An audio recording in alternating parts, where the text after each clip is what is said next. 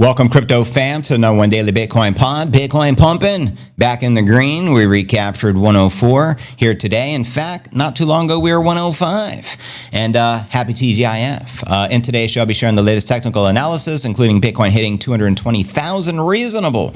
In fact, I'll be breaking down the timeline. We'll also be discussing U.S. Senate will pass the Stablecoin Bill, according to the Digital Chamber Chief. Also, China-linked consumer brand DayDay Cook plans to acquire 5,000 Bitcoin. Also, Bitcoin Treasury pivot lifts luxury watchmaker stock more than 60%. We'll also be discussing big news. Basel Medical Group announces plans to acquire $1 billion worth of Bitcoin. Also, Panama City Mayor hints at a Bitcoin reserve following a meeting with El Salvador advisors. And guess what? At the Max and Stacy Invitational, the largest bank in Panama is the main sponsor for the event. So shout out to the High Priest, Max, and as well as Stacy. We'll be discussing Panama as one of the big stories here today. Also, the world is trying to hoard Bitcoin right now. According to Eric Trump, he also says that Bitcoin is heading to $1 million and that he is very confident in Bitcoin striking the $1 million milestone. We'll also be taking a look at the overall crypto market. All this, plus so much more, in today's show.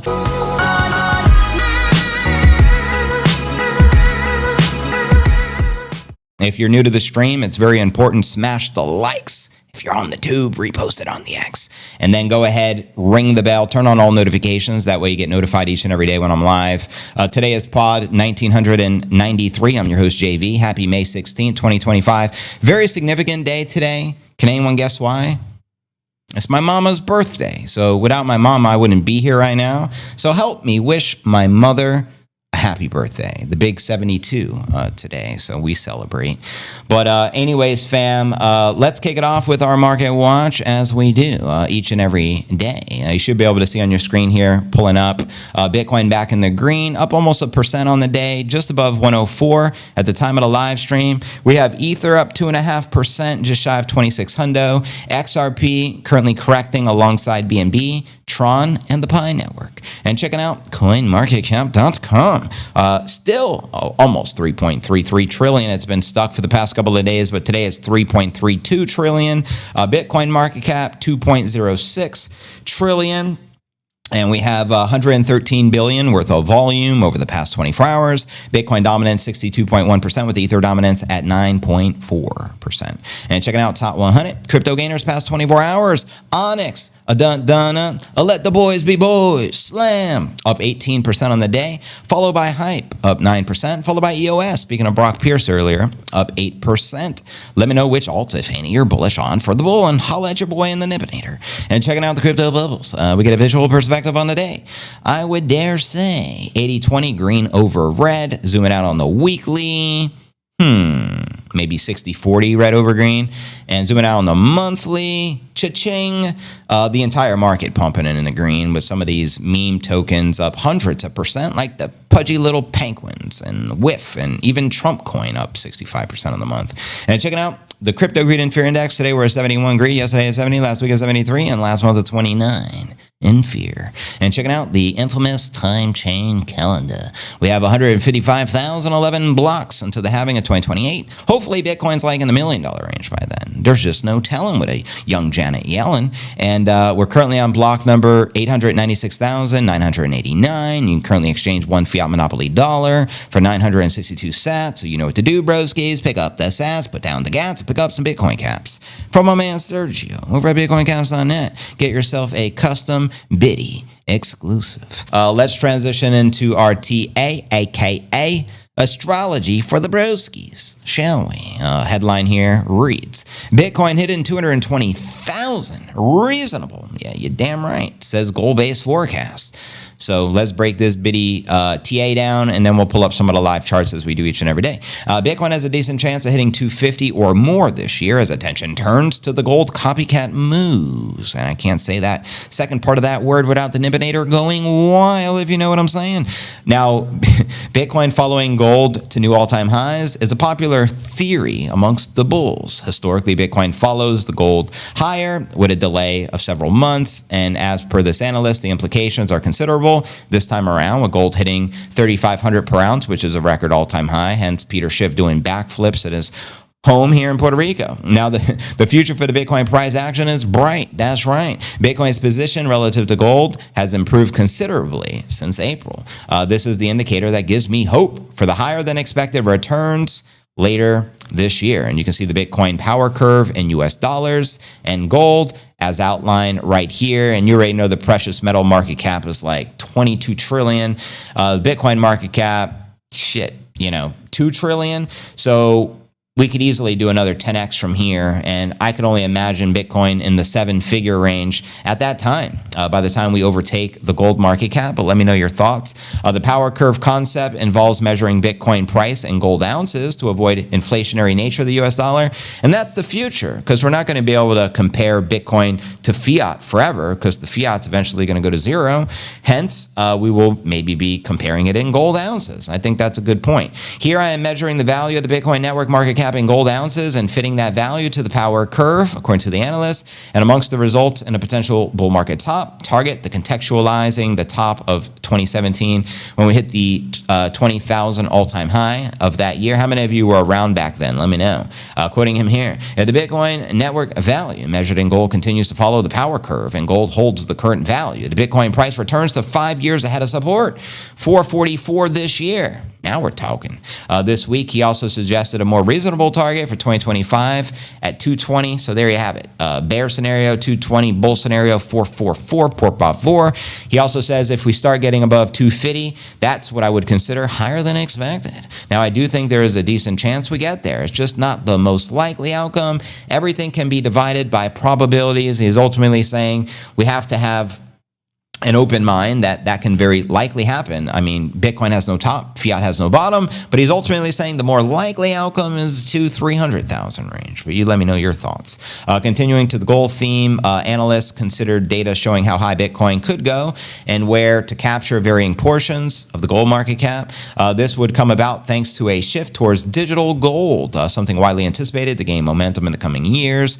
Quoting the analysts here, if gold hits 5,000 an ounce, practically, what is that, double the current price? No, 35, whatever. By 2030, the Bitcoin captures 50% of the market cap. That puts Bitcoin at 924,000. I want to repeat, if gold hits 5,000, at 2x, Bitcoin will capture 50% of the market cap and put Bitcoin at 924,000. What has a better upside? Bitcoin, Bitcoin, Bitcoin. There is no second best. The report also said the data does not represent a price prediction per se, I guess covering their ass, but rather a scenario-based framework rooted in our established gold model that offers a clearer sense of what relative revelations of non-sovereign hard assets might look like by the decade's end. Then you guys already know Cathie Wood suggesting we can hit 2.4 million in a bull scenario.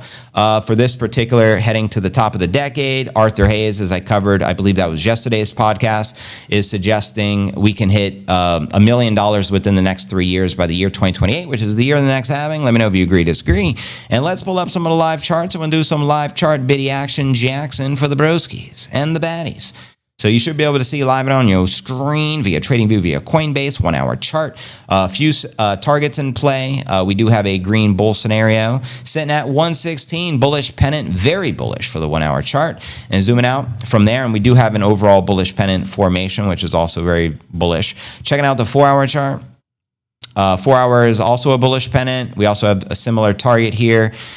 Sitting at 116 in play. I mean, that's very probable, in my opinion, if we break 109.3, current all-time high, sending us back to price discovery, considering it's been since January when we hit that level, and it's still the most bullish time of the season, the year after the halving, and check the 4-year cycle, right? And checking out the daily chart says it's going up forever, JP. We do have a red target in play, sitting at 111, price discovery level, and we've had a lot of bullish momentum over the past maybe 5-6 weeks, nothing but pure bullishness after having a pretty stagnant few months prior after hitting the all-time high back in January. And zooming out a little further, we'll check out the weekly, in which we will get a weekly candle close in a couple of days on Sunday, and check that out. 1, 2, 3, 4, 5 green consecutive weekly closes.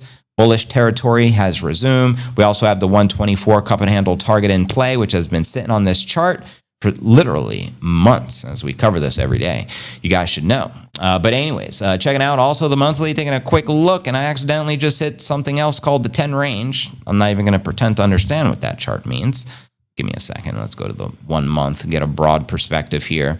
The 1 month chart, we're halfway through the month. So thus far, green. Last month was a nice green candle.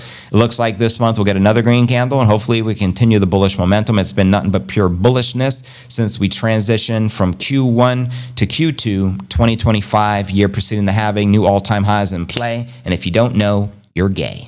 Sorry, got to call it out. Next story of the day, Famalam, and make some noise. Shout out everyone in that chat. Up to 700 people on the live stream. Greatly appreciate y'all. Next big story of the day, U.S. Senate will pass the stablecoin bill. It's a given. We all know it's going to pass because Trump's entire administration is pro that stablecoin bill. The stalling of the key stablecoin legislation of the U.S. Senate was a minor setback, and the bill will pass in the coming weeks, according to Cody Carbone, the CEO of the Digital Chamber of Washington, D.C. Blockchain Trade Association Advocacy Group. That's a mouthful. Speaking of Cointelegraph, at Consensus, Carbone argued it is in the best interest of the U.S. to pass comprehensive stablecoin regulation to protect the U.S. dollar hegemony. I got it right, finally, Oracle. In global markets, which has bipartisan appeal and support, quoting them here, these things never move as quickly as we want them to move, but it is the stablecoin legislation. This Congress has already moved more expeditiously than we ever could have imagined. So yes, it is a bump in the road, but I think very, very shortly we'll have another vote. Now, the guiding and establishing national innovation of the U.S. stablecoin of 2025, better known as the Genius Act, is seen as a critical piece of legislation. Failing to pass comprehensive regulatory reform before the midterm elections in 2026 could mean a reversal in the positive regulatory environment and a downturn in the crypto markets. Quoting the bill here, negotiations have continued, so I am still very optimistic, according to Carbone, and he shared the bill, as you can see on your screen. I think it's just a matter of time, personally. The act failed to pass the procedural vote. Hence, that just actually happened with Ripple and the SEC. They came to an agreement of $50 million, and then Judge Torres just said, no, you guys didn't follow the procedural court rules or whatever. So it's still ongoing now 5 years later, which is mind-boggling. But anyways, the act failed to pass the procedural vote May 8th after several Democratic lawmakers withdrew support for the bill, citing U.S. President Trump's involvement in crypto as a potential cause for ethic concerns and the primary driver for backpedaling support for the bill at the very last minute. And meanwhile, Coinbase chief legal officer said that Trump's crypto ties complicate the regulatory process as lawmakers continue to scrutinize his activities in the meme coin market, decentralized finance, and the NFT sector. Meanwhile, Republican Senator Tim Scott fired back against the concerns voiced by the Dem policymakers, attributing the failure to bipartisan politics and an attempt by Democrats to prevent Trump from achieving the admin's digital asset goals. The latest version of the bill removes references to the Trump family and could pass the Senate by the end of May, some industry executives say. Let me know if you agree, disagree, and do you think that stablecoin bill will come sooner than later? Holla at your boy. Do you think Coinbase got hacked or it was all planned? Fantastic question. I do think that KYC is evil, and regardless how it leaks, it always leaks. Give me one major platform that hadn't had a data leak. Do any exist? Facebook, Meta, whatever. You know what I mean? Coinbase, you name it. Because it's a honeypot for hackers, and it's easy for them to steal the information. It's just a damn shame it's required by the government for them to collect all your personal data. It will be used against you. My mom has had her identity stolen like a dozen fucking times, and it never ends, and she can't stand it. There's always people using her information because her information has been stolen over and over and over the decades. And then these hackers and bastards, they sell the information to the highest bidder. And then they have your personal info. Now they're trying to hack you. So be very wary. If a alleged Coinbase email or letter in the mail or someone calls you on the phone, because they know who the high net worth individuals are. They know exactly how much Bitcoin you removed off the exchange sitting in your cold wallet. Why? They have all your fucking data. They have your last 4 digits of your social security. They have your address. They have your full name. This is how identity theft is running so rampant. So protect yourselves, kids. I'm just saying, these damn hackers got some nerve hacking my mom. Bastards. They not like us. They not like us. China-linked consumer brand DayDay Cook plans to acquire 5,000 Bitcoin. There was another Chinese Asia strategy luxury watchmaker headline, but just going to touch upon the headline here and read the other story. Bitcoin Treasury pivots lift luxury watchmaker stock more than 60%. And it just goes to show you the sailor put working in full effect all across the world, as you know, they're just following the sailor playbook at the end of the day, adding Bitcoin to the treasury. But I want to read this particular story. Mainland China, one of the world's most restrictive countries towards crypto, may be inching closer to adoption as a locally operating brand announced a Bitcoin reserve strategy. That's right, another one bites the dust. DDC Enterprise, also known as DayDay Cook, a U.S. consumer brand with Hong Kong roots and operations in the mainland China, is adopting a Bitcoin reserve strategy, according to their CEO, Norma Chu, who announced to the shareholder letter on May 15th, yesterday. As part of the strategy, DDC acquired 100 BTC for 10.4 milli and plans to accumulate 5,000 BTC in the next 36 months. Enter the 36 chambers. Shout out to the Wu-Tang Clan, with 500 Bitcoin targeted by the end of 2025. Now, Chu's Bitcoin reserve announcement came after the firm posted a 33% revenue increase in 2024, with the total revenue amounting to 273 million Chinese yuan, which is 37.4 million USD, according to the Form 20F filing with the U.S. SEC. Despite the public announcement, the DDC latest SEC filings do not explicitly mention the company's Bitcoin holdings or the Bitcoin reserve strategy. Quoting them here, their CEO, "We are embarking on the pioneering initiative to position the DDC at the forefront of the digital asset innovation with a laser-focused execution on the Bitcoin accumulation." Chu previously announced that the DDC's intentions adopt the Bitcoin reserve strategy in another letter on March 18th, as announced right freaking here. DDC announces strategy to create the Bitcoin reserve starting with 100 BTC with a premium price. DDC share 100 BTC to start. Are you ready? Mom Spaghetti, he's nervous, but on the surface. Anyways, although the DDC annual report does not mention the Bitty reserve plan, the SEC filings provide hints of the company's intended adoption of Bitcoin as a new asset class. Quoting them here, the company is evaluating strategies to obtain the required additional funding for the future operations. The company plans to diversify revenue streams and implement cost-saving measures to grow the revenue and decrease expenses. However, the company may be unable to access further equity or debt financing when needed. Additionally, the filing refers to the crypto disclosure guidelines set by the Accounting Standards Update by the Financial Accounting Standards Board, the FASB, issued in late 2023. Quoting them here. In December of 2023, the FASB issued ASU 2023-08, intangibles, goodwill, and other crypto assets, accounting for the disclosure of the crypto assets in the filing notes, adding that the firms are allowed to start using the new rules in their financial reports, and they haven't been published yet. Meanwhile, the DDC's filing says that the firm partly operates in the mainland China and Hong Kong on the outskirts, which puts its financial conditions and growth under the influence of political, economic, and social developments. And as of May 2025, the mainland China has maintained the restrictive agenda towards the crypto trading and missing or the mining of 2025, when the local regulators announced a major ban on crypto transactions. However, many online reports have speculated that China may lift its crypto ban amid the growing adoption of the Hong Kong, call me Hong Kong Louie, as well as the ongoing global shift to the crypto fueled by the crypto-friendly approach of the U.S. under the administration of our new POTUS, named Trumpster. Still, some analysts have questioned the mainland China's plans. Can't trust them, Chinese, some say. Unban the Bitty, despite the fact that it has somehow remained a major global player of the Bitcoin mining even after the ban was enacted. But anyways, China's doing big things. I mean, the entire world is adopting Bitcoin, so you guys already know. And if you don't know, now you know. Basel Medical Group, which is the ticker BMGL, publicly traded company, announced plans to acquire $1 billion worth of the Bitty. This article was just published on it, so let's dive into this.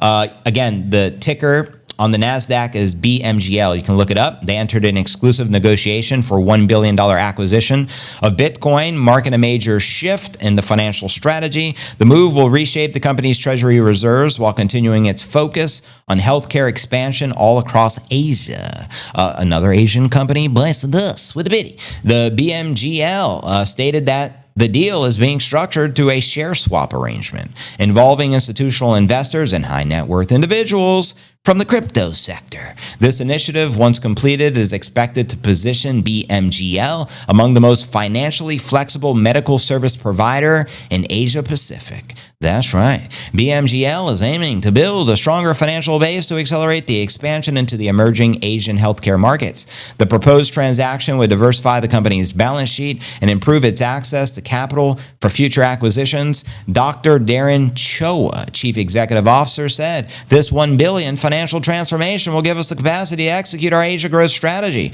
while maintaining conservative financial management." And he added that the move supports the firm's mission to become the top-tier healthcare platform across the region. The company is currently working with a group of crypto-focused investors to finalize the terms. BMGL expects the deal to close within the current financial quarter, Q2. Bring it! Pending regulatory approval, of course, and other standard conditions. The proposed Bitcoin acquisition is part of the BMGL broader strategy to enhance liquidity, reducing exposure to traditional financial instruments by incorporating the pretty low biddy going up forever LoRa into the reserve. Like the U.S., the company seeks to create a more diversified asset base that may provide more resilience in the change in markets. That's right. For maximum resilience, you stack the biddy. And according to the announcement, the Bitcoin assets will support BMGL's future healthcare acquisitions. Management believes the strategic move could offer a new way to balance the risks while retaining access to immediate funding options. This development may also give the BMGL the ability to respond quickly to market shifts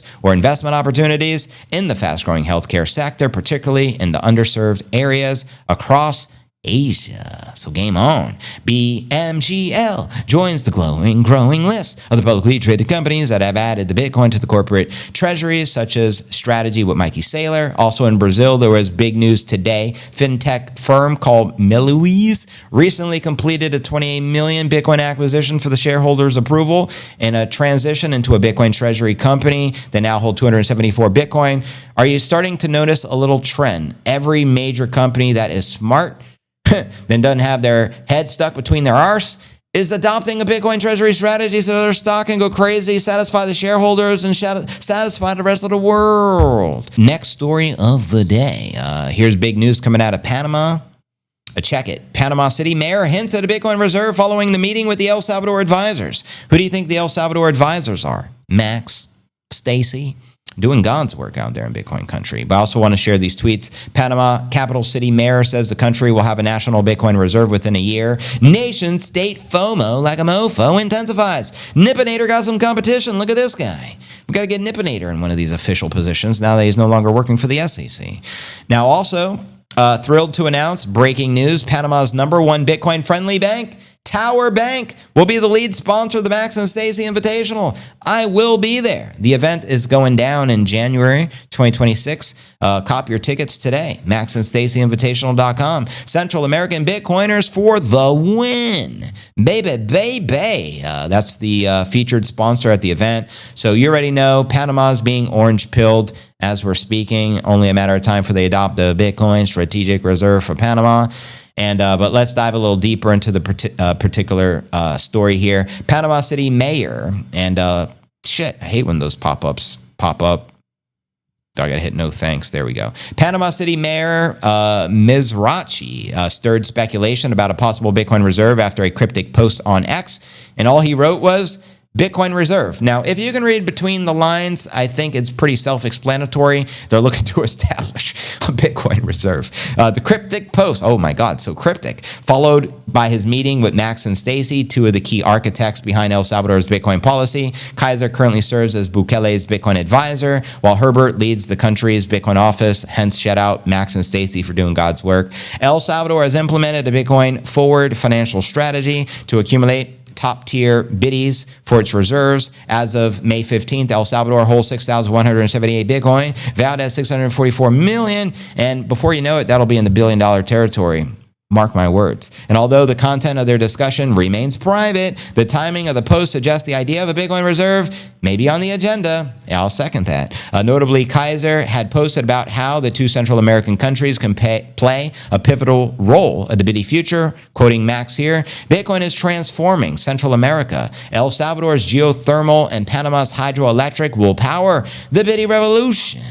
Let's go. Meanwhile, this development reflects the growing global interest in national Bitcoin reserves following Trump's pro-crypto policies. And also big news out of the Ukraine, looking to establish a Bitcoin reserve. We covered that the other day as well. Meanwhile, Panama City's Bitcoin embrace, beyond hints of a reserve, Panama City also made notable strides in crypto adoption. Back in April, the city council approved using digital assets for public payments. Residents can now use Bitcoin, Ether, and stablecoins to settle taxes, fines, permits, and municipal fees. This makes Panama City the first government institution in the country to accept crypto and one of the earlier adopters worldwide for the public administration. Also, shout out Panama City. Let me know if you've ever been there. Panama's pretty lit. I used to often visit Panama when I used to live in Costa Rica, as I was surrounded by Panama and Nicaragua. So I'd often do my visa runs in Nicaragua because I lived in northern Costa Rica and Guanacaste province. But we'd also very often go to Panama. Panama City is pretty lit. It's highly developed, and it kind of blew my mind. I remember real estate was booming there when I was there. Like these little condos, high rises were like $500,000. I can only imagine real estate with inflation, how much it's appreciated since I was there. But I just want to give a special shout out to Panama, Central America for the win. Latin America, please stand up.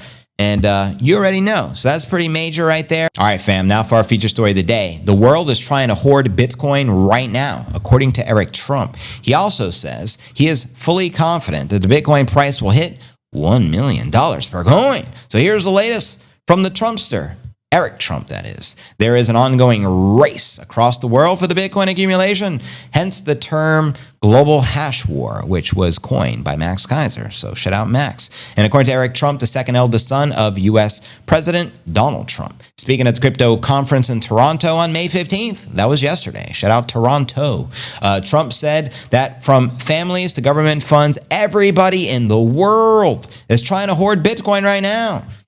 Everybody. It's going up forever, Laura. The remarks came during the panel at the Consensus 2025, sharing the stage with Asher Ganoot, the CEO of the Bitcoin mining company Hut 8. You know, they just partnered together for the American Bitcoin miner. Trump said Bitcoin adoption has been incredible. And that's an understatement, quoting him here. I am traveling. Is that a hint that his little brother, Barron Trump, is time traveling? Reading between the lines here, but I digress. I'm on a plane. Flat Earth plane.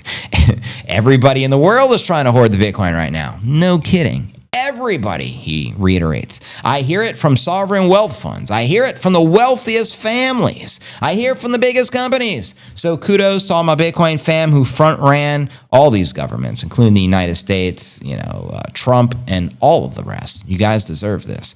Trump described what he sees as two races in Bitcoin. Number one, the accumulation race, currently led by Mikey Saylor. He says, and the mining race. Number two, which marks his own involvement in the crypto space.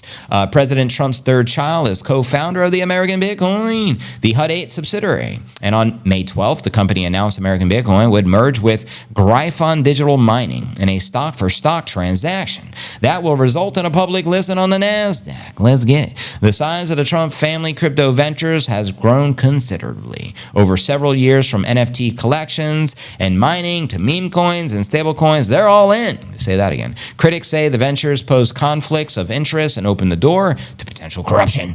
At various points, the Democrats have called for investigations into the Trump crypto-related activity, proposed legislation aimed at limiting potential financial gains from the Trump family from meme coins, and walked out of a joint hearing on the digital assets, citing concerns over the lack of discussion about the president's involvement in the crypto space. Senate Democrats withdrew their support for the bipartisan Stablecoin Bill amid the ongoing scrutiny of the president's crypto ventures, though a second voting session will come May 26th, as we touched upon earlier. That's only 10 days out. And also this headline, Eric Trump confident the Bitcoin price will hit 1 million. And that's a very bold quote right here. So I want to share this. Prominent American businessman, executive vice president of the Trump Organization, and son of, obviously, the POTUS, delivered a striking prediction back on December 10th. That was a few months back. He confidently declared that Bitcoin will someday reach a value of 1 million per coin. So if the Trump family is telling you Bitcoin's going to 1 million. Kathy Wood says Bitcoin's going to 2.4 million. Arthur Hayes says Bitcoin's going to 1 million.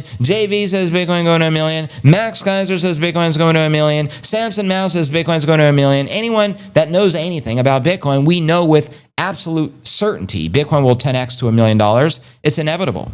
I firmly do believe that. He also says it's a store of value. It's a hedge against inflation. It's a hedge against political turmoil, political instability, acts of God, hurricanes, fires, floods, tornadoes, guys. That's what makes it so powerful. And he also says people are slow as hell to adopt the new technology, underscoring the importance of the early adoption. And he also says America is going to lead the digital revolution, and it's already happening. UAE adoption in full effect, Latin American adoption in full effect, adoption all over the world, Nipponator indicator in play. Welcome everyone to the Q&A segment.